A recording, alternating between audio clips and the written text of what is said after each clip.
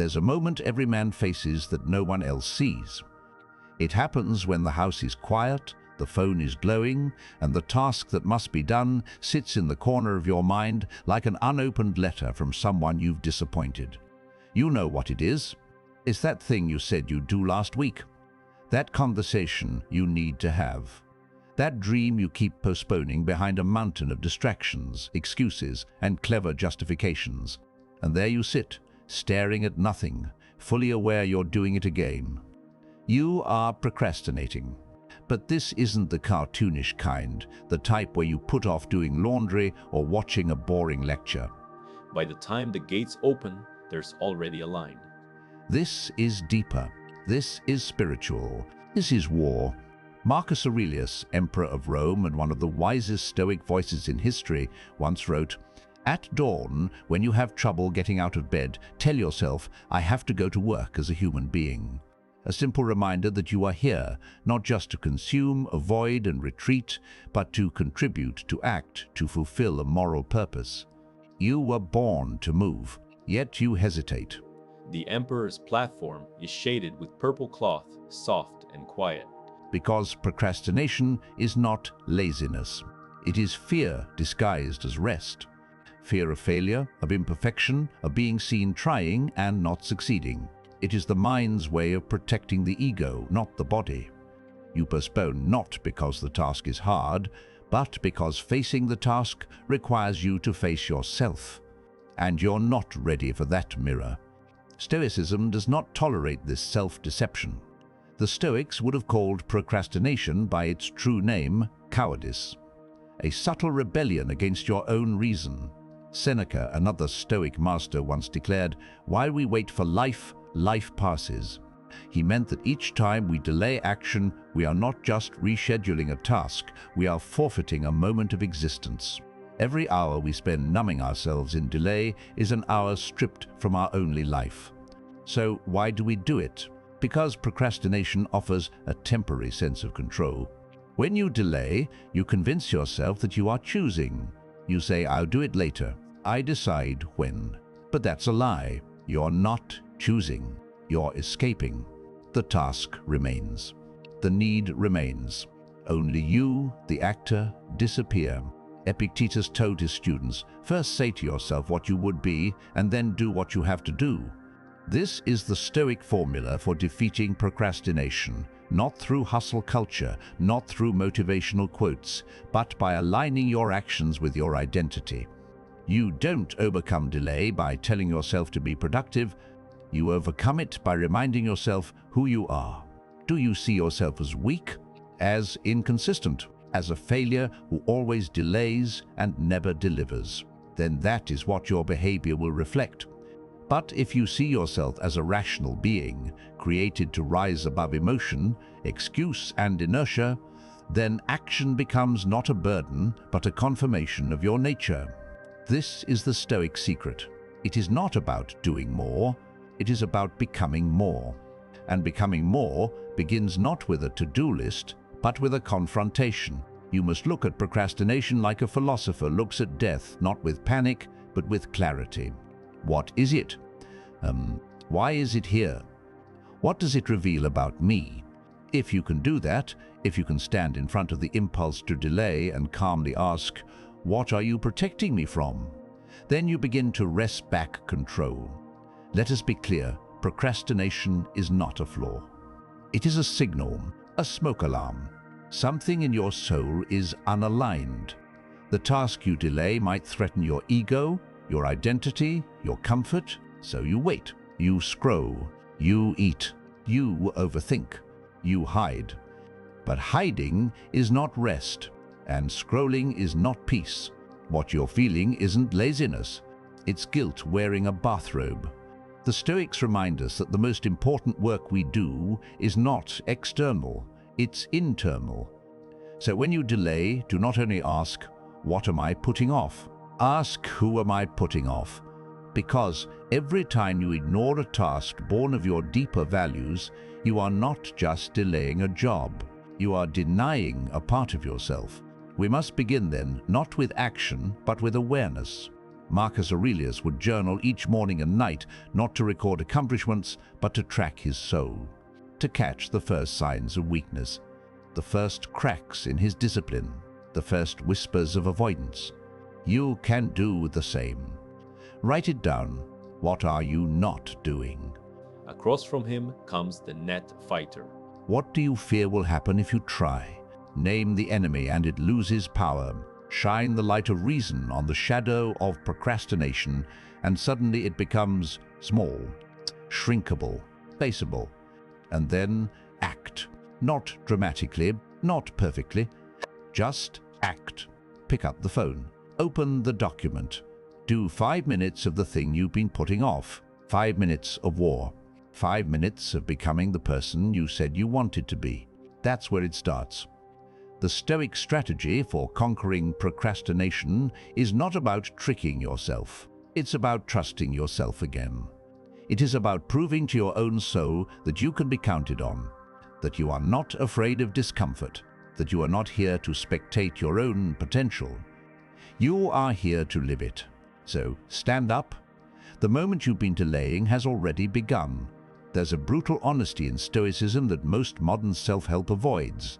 Stoicism does not tell you to manifest your dreams or visualize success with positive affirmations on a vision board.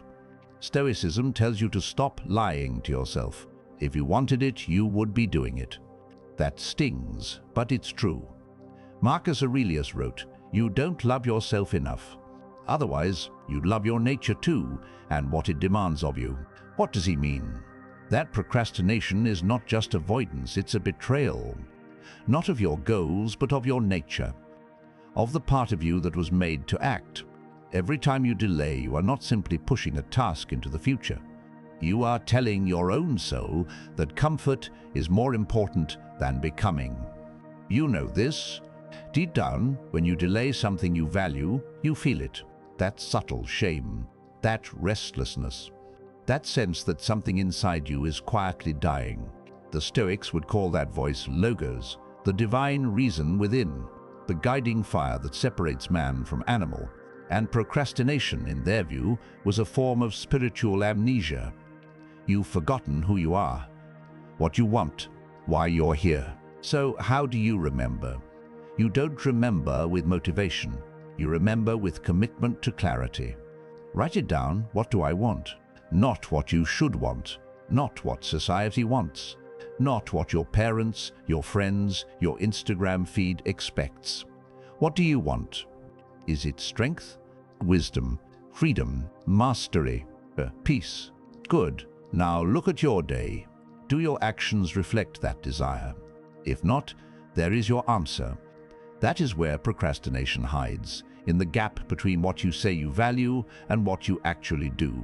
Seneca said, "If a man knows not to which port he sails, no wind is favorable."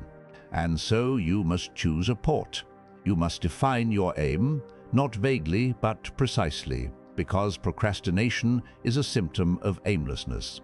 The mind drifts when the heart has no anchor. This is why Stoics practiced morning intention and evening review. They started each day asking, "What is my purpose today?" and ended each day asking, "Did I live according to that purpose?" Not out of guilt, but out of alignment. Let's be clear, the Stoic life is not easy. It is demanding, but it is also light. There's a strange joy in being clear. When you remember what matters, you stop negotiating with time. You don't ask, "Should I work on this today?" You say, "This is who I am. Of course I work on it." That's not discipline as force. That's discipline as identity. And here's the thing, you already have discipline. You already act without hesitation when something matters enough. When the fire alarm rings, you don't delay. When your child cries, you don't say, "Maybe later." When your car swerves, you don't scroll first. You act. So the question is not, how do I become more disciplined? It's, how do I raise the perceived importance of this task to match its true value? Because procrastination is not laziness, it's misalignment of value. You delay not because the task is impossible, but because it feels emotionally unimportant in the moment. The mind is a master at deception. It tells you it's not urgent. You're not ready. It can wait. But the Stoic knows that urgency is not determined by deadlines. It is determined by principle. Do not act as if you had 10,000 years to live, Marcus wrote. That's not just a poetic line. That is a hammer against hesitation. If you knew your time was short, and it is, what would you prioritize? Who would you become? Now imagine living from that place, not in panic, but in clarity. That is the Stoic path. That is how procrastination begins to lose its grip, not by motivational hype, but by deep reconnection with who you are and what matters. But let's get practical. You're staring at the blank page, the spreadsheet, the unfinished idea, the phone call you don't want to make. What do? You don't fight the whole dragon. You touch the work. The Stoics believed in starting small. Epictetus said, "First endure, then renounce." Meaning, before you can give up the false self, you must be willing to sit with it. So sit. Open the file. Breathe. Begin with a sentence, a number, a single movement. Do not evaluate your feelings. They are clouds. You are the sky. Let the discomfort be there. Let the resistance be loud. But act anyway. Not because you feel strong, but because you want to become strong. And becoming requires practice. Stoicism does not promise immediate transformation. It promises cumulative direction. Each small action chips away at the false self, the one who avoids, delays, hides. And what remains is solid, reliable, capable of work that matters.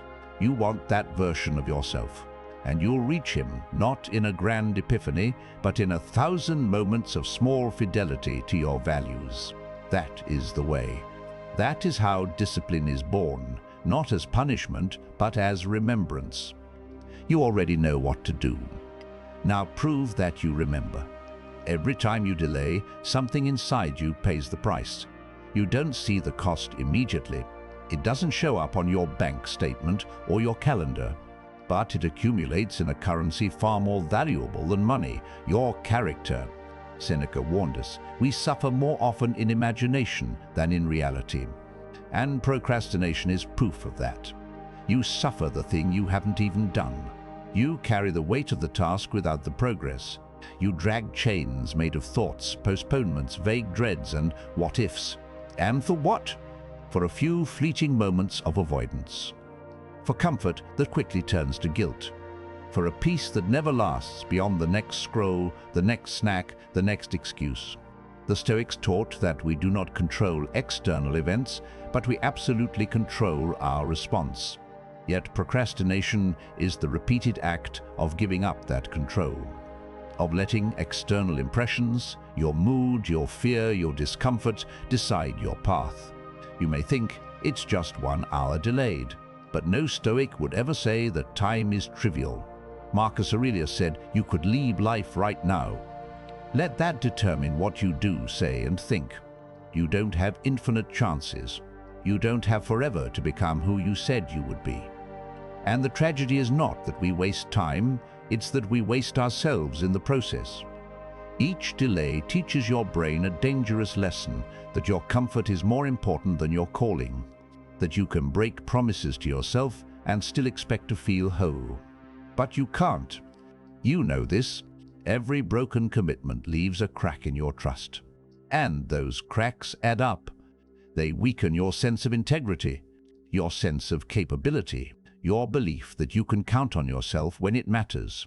Procrastination, in this light, is not an innocent habit. It's a subtle form of self-abandonment. And that's where the Stoic steps in. The Stoic says, if you would not tolerate this from someone else, why tolerate it from yourself? If a friend constantly said, "I'll help you tomorrow," and never showed up, you'd stop trusting him. If a partner kept saying, "I'll change," and never did, you'd grow cold. So why do we offer ourselves the same betrayal and call it normal? Because we forget that trust is not just social, it's internal. The Stoics believed that virtue was the only true good. Not success, not pleasure, not status. Virtue, the alignment between thought, word, and deed. And when you say you will act and do not act, you fracture that alignment. So what's the solution? It's not to work harder. It's to restore the bond between intention and action. Start small. Keep micro-promises. Say, I will write for 10 minutes and do it. Say, I will not check my phone before noon and follow through. Every time you honor your word, even in tiny ways, you reinforce the idea that you are not chaotic, that you are not ruled by impulse, that you are a man of logos, of order, of will, and that belief once earned becomes a fortress. But let's be honest, you will still fail. You will still delay sometimes. You will still break your word. And when that happens, the Stoic does not spiral into shame. He reflects, he adjusts, he recommits. Shame is useless without correction. And perfection is not the Stoic goal, progress is. Remember Epictetus' advice, don't explain your philosophy. Embody it, meaning don't tell yourself you're getting better, show it. Let the evidence be in your calendar, your effort, your output, even if it's slow, even if it's imperfect, especially when it's imperfect. Because procrastination often thrives on perfectionism. You think, if I can't do it right, I won't do it at all. The Stoic laughs at this. He says, do it wrong, but do it. Life is not waiting. And here's a deeper truth. Much of your delay is not about the task, it's about your identity. You fear that doing the task will expose your weakness, your limitations, your mediocrity. But the only thing more painful than doing it imperfectly is never doing it at all. There is no clarity in avoidance. There is no progress in perfectionism.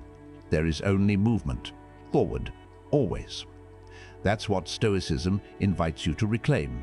Not efficiency, not speed, but movement in alignment with your highest reason. So reflect tonight. What have you been postponing that actually matters? Not what you should do, but what you know in your bones is yours to carry. Write it down. Set a time. Touch the work. And when the doubt comes, and it will, remember, your goal is not to feel ready. It is to become reliable. You've delayed enough. And every day you wait, you teach yourself a story that your future self will be stronger, more motivated, more disciplined. The only strength he'll have is the strength you build now. So stop borrowing time from someone who doesn't exist yet. And act, not because you're ready, but because this moment is real. And that is all a Stoic ever needs. You want to be consistent. You want to build momentum. But what you may not realize is that momentum isn't loud. It doesn't arrive with trumpets or applause. It starts in silence, while no one is watching. That's why most people never find it, because most people only act when there's validation. They want to feel excited, motivated, inspired, seen. But the Stoic rejects this childish dependence. The Stoic knows that true progress happens long before the world notices. Marcus Aurelius reminds us, do not waste what remains of your life in speculating about others, unless with a view to some mutual benefit. You cannot build momentum if your focus is scattered. If your eyes are always on what others are doing, thinking, or saying, you've already delayed the one thing that matters, your task. Let us be clear, procrastination is not just avoidance. It is often a redirection of energy toward things that look like action, but are not. You read productivity books instead of writing your book. You organize your desk instead of confronting your work. You make detailed plans, but never start the motion. The Stoics saw this. They called it a kind of vanity, using thinking as a substitute for action. Seneca said, "We are always complaining that our days are few, and acting as though there would be no end of them." He wasn't criticizing idleness, he was attacking the illusion of busyness. Because deep down, you know the difference. You know when you're moving forward and when you're settling. So what does Stoicism teach? It teaches you to detach from results and commit to rhythm. You don't need motivation. You don't need a breakthrough. You need a rhythm, a quiet, deliberate, daily return to the task, even when it feels pointless. You are not here to impress. You are here to build. And the Stoic builds without applause. The emperor listens. Because he understands the nature of momentum, that it begins with resistance. that the first push is always the hardest. That silence is not a sign of failure. It is a sign that you are early in the process. Think of a wheel. At rest, it takes force to move. At first, it's slow, awkward. You doubt. You sweat. But then something happens. The second push requires less effort. The third, even less. And before long, you find yourself carried by something you once had to drag. That's momentum. But you only get there by honoring the silent phase, by showing up before the results come, by being loyal to the process even when the process gives you nothing in return. This is where procrastination dies, in loyalty to the quiet effort. But make no mistake, this is spiritual warfare, because your mind will resist. It will whisper, "This isn't working." It will scream, "What's the point?" It will beg you to delay until you feel better. The Stoic answer: ignore the noise. You are not your emotions. You are not your doubts. You are not your need for external validation. You are the one who moves regardless. You are the craftsman who returns to the bench, the thinker who returns to the page, the builder who lays one more brick. And here's a secret: the world belongs to the man who can work while uninspired. Everyone moves when they're excited. That means nothing. But the Stoic moves when he's empty, when he's tired, when no one claps. That's when the muscles of character are forged. You may not feel strong in those moments, but you are becoming something rare, a man with an inner motor. And in time, that motor will carry you further than talent, luck, or adrenaline ever could. Because what is procrastination but a form of dependence? A belief that you need something first: energy, certainty, mood. The Stoic rejects this. He says, "I have everything I need. I have the present moment. I have breath. I have reason. That is enough." That is always enough. So if you feel stuck, don't aim for massive progress. Aim for a small victory right now. Open the laptop. Write the first line. Do 5 reps. Make the call. Then walk away. Let that be enough. And return tomorrow. Not because you feel like it, but because the silent rhythm is sacred. This is how you win. Not once, but daily. By becoming the kind of person who acts without applause and who continues without reward. Because you understand the truth, momentum is not motivation sustained. It is identity in motion. So move, not because the world is watching, but because you are. The enemy is not the task. It's the voice that tells you to wait, that subtle whisper that enters your mind the moment you prepare to act. The voice that says, "Let's do it later. You're tired. You're not ready. One more scroll. One more snack. One more hour." That voice sounds reasonable. It sounds calm. It even sounds like it's protecting you. But it is a liar. And the Stoics would call it what it is: an inner tyrant, a force within you that resists your highest self, not out of hatred, but out of fear. It wants comfort, certainty, safety. But those things don't create strength. They create dependency. So if you want to overcome procrastination, you must confront the voice, not just the behavior.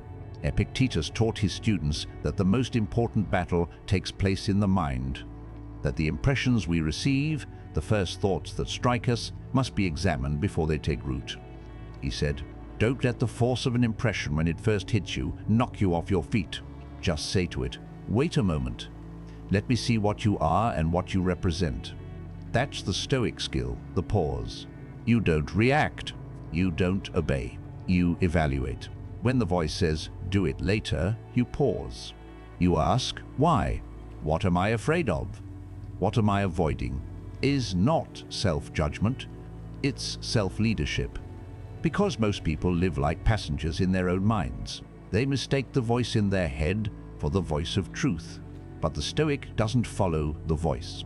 He interrogates it. So let's look at what that voice really is. It is a mix of emotion, memory, fear, and ego. It was formed in childhood, shaped by failure, strengthened by comfort, and reinforced by every moment you delayed. But it is not you. You are the observer, the one who sees the voice, the one who can choose otherwise.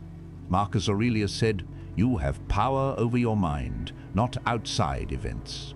Realize this and you will find strength.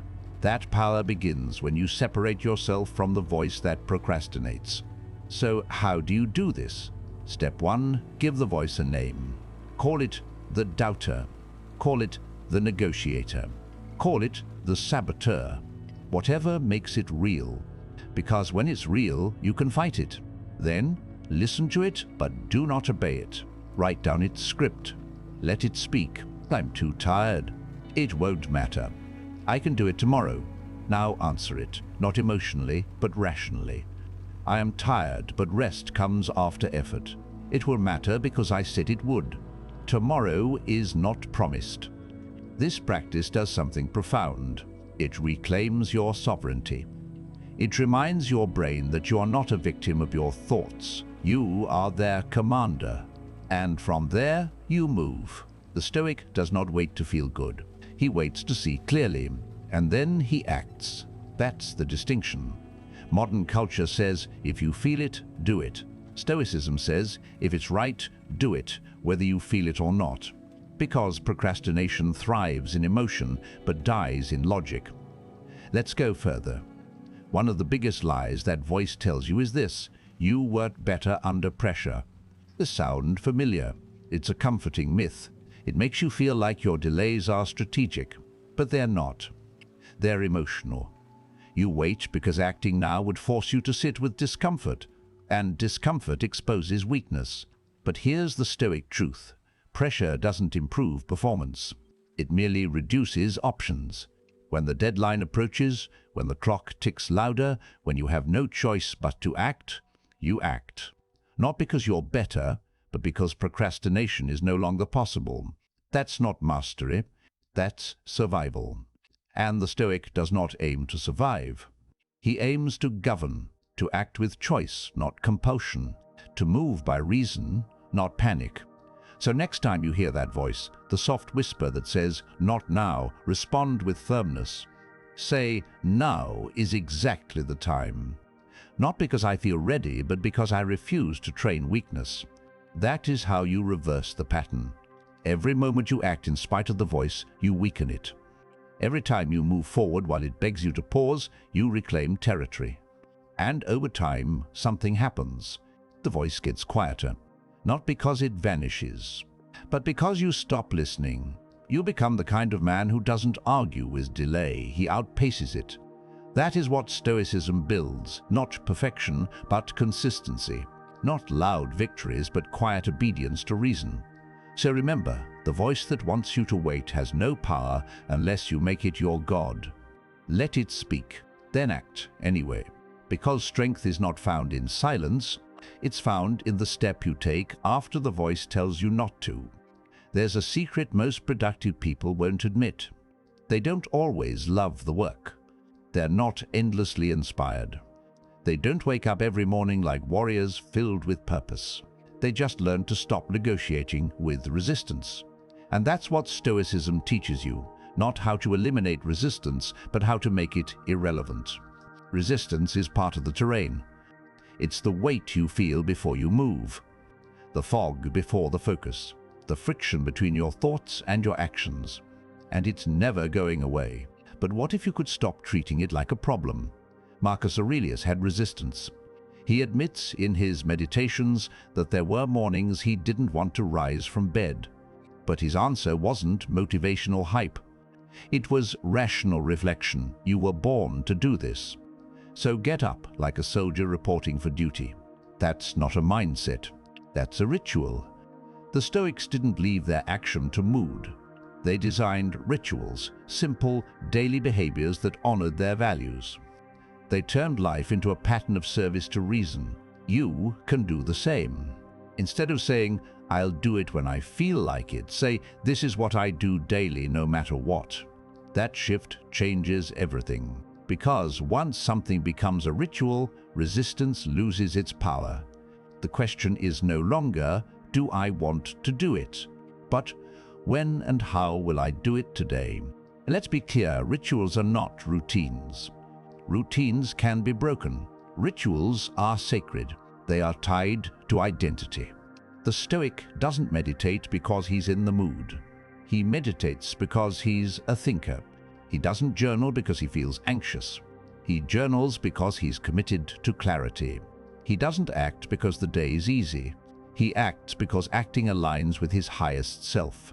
That's how you must approach your work, especially the work you've been avoiding. Make it a ritual. Set a time. Set a space. Strip away choice. The more you choose, the more you delay. The more you question, the more you wobble. But if it's ritual, you just begin. Even if it's small, especially if it's small, because small rituals executed daily build the kind of internal structure that emotion cannot shake. This is what Seneca meant when he said, "It is not that we have a short time to live, but that we waste much of it." And waste begins where ritual ends. Let's go deeper. Why does ritual work? Because it removes the ego. Procrastination is often fueled by identity confusion. You ask, what if I'm not good at this? What if I fail? What if I'm not ready? But ritual doesn't ask those questions. Ritual says, do the thing and let the truth reveal itself afterward. Ritual silences the ego. It turns mountains into footsteps. It removes the drama of action and replaces it with rhythm. Think about the Stoics' practices. Marcus Aurelius wrote each morning, not for fame, but for order. TSA Epictetus reviewed his day, not to punish himself, but to realign. 2. Seneca reflected on mortality, not to be morbid, but to live urgently. None of these were impulsive habits. They were engineered acts of defiance against procrastination, rituals of remembrance, and you need them too. Create one. Start with the task you most delay. Decide when and where you'll face it. Strip away variables. Light a candle if you must. Sit at the same desk. Close the same door. Start with the same breath. Let your body know this is the moment we act. And when resistance shows up, and it will treat it like background noise. You're not here for comfort. You're here for alignment. Remember, the Stoic doesn't aim to eliminate suffering. He aims to become indifferent to it. You never get rid of the voice that wants you to wait. But you can train yourself to out-ritual it, to outlast it, to move anyway. Even when tired, even when uninspired, even when afraid, especially then. Because that's the only way greatness is built, not in fits of passion, but in deliberate rituals that rewire the soul. Procrastination dies not in battle, but in quiet, daily, non-negotiable acts of clarity. Make your work sacred. Not because it's easy, but because you're done letting your potential collect dust while you wait to feel ready. You've waited long enough. Let's end where the Stoics would, not in theory, but in transformation. You came here because you're tired of delaying, because you've watched yourself stand still for too long, because a part of you knows there's something inside, some truth, some purpose, some discipline, that's being buried under a mountain of maybes and tomorrows. You're not alone. Every man who ever lived has battled the instinct to retreat, to postpone, to hide. Even the greatest among them. Marcus Aurelius had doubts. Seneca had lapses. Epictetus faced days of weakness, but they did not make excuses. They made adjustments. They did not let the past define the present. They reclaimed the present to define the future. And so must you. You want to overcome procrastination. Then stop calling it a flaw. Start calling it what it is, a signal. A signal that you are disconnected from your reason. A signal that you've forgotten who you are. But that's the gift of Stoicism. It reminds you. You are not your emotions. You are not your hesitation. You are not the sum of your delays. You are the flame beneath it all. You are the one who sees, the one who decides, the one who moves. And you don't need to be inspired. You need to be awake. Awake to the fact that the task won't complete itself. The dream won't fulfill itself. The life you want will not arrive if you keep outsourcing your courage to a mythical, better version of yourself in the future. There is no better version. There is only now. And the man who acts today, even imperfectly, will always outpace the man who waits for a perfect tomorrow. So let's be practical. When you finish this video, don't save it to watch again. Don't take notes and wait to absorb it. Right now, touch the work you've been avoiding. Open the file, make the call, write the line, lift the weight. Don't do all of it. Just break the pattern. Interrupt the cycle of delay, not with emotion but with movement, and then do it again tomorrow. Not as punishment, not as a performance, as proof. Proof that you no longer need permission to live in alignment with your principles. Because that's the real Stoic secret, you don't need motivation when you're living in truth. You don't need energy when your reason is clear. You don't need to feel ready when you've already decided who you are. So become the kind of man who doesn't wait. Become the man whose actions match his thoughts. The man whose calendar reflects his character. The man who moves even when the world whispers, "Not yet." Because the world will always tell you to wait. But the Stoic knows time is not guaranteed. Delay is not harmless. And every moment you act despite resistance is a moment you become free. So go, not later.